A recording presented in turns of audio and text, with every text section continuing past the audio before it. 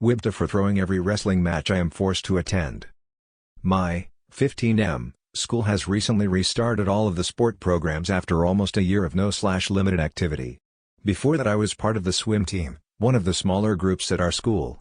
I love swimming and it really sucked that we couldn't go for such a long time.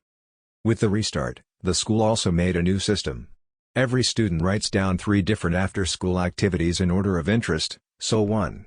Choice is your favorite, 2. Your second favorite and so on. The teachers in charge of the groups then pick the students. First pick is students who already belonged to the groups before a lookdown, second pick is then random and third pick is if there are still places left open in the group. Since I was part of the swim team before and put it down as my first choice I would basically be guaranteed to get in. But now the results are out and I was placed in wrestling. I never even put that on my list at all, so I went to the teacher and asked what's going on. Turns out the teacher in charge of wrestling specifically requested me for whatever reason. Turns out my dad knows the wrestling teacher quite well and asked for me to be placed on the team. I know my dad hates that I prefer swimming, he always says it's not a real sport and that I should do some sport that actually gives me muscles. He constantly tells me I'm too skinny for a guy and has made several attempts to make me go to the gym to work out. I asked the teachers if I can still switch teams but they say no. I also cannot just avoid the wrestling club because after-school activities are mandatory. So last night I had a huge fight with my dad. I called him and asked for forcing me to go to wrestling and that I will just forfeit every single match I have to attend. He threatened me, saying if I do that he will take away all my electronics and I will only be allowed to leave the house for school and nothing else. My mom says I should have the right to choose whatever sport I want, but now that I'm on the wrestling team I should still do my best. Also not to call my dad an ass. But I don't want to participate in something I have zero interest in, was forced into even. Also I was really looking forward to swimming again and meeting my teammates. And #X200B. Edit, thanks so far for the support. Next week I will talk to more teachers, guidance teacher and also write to the principal.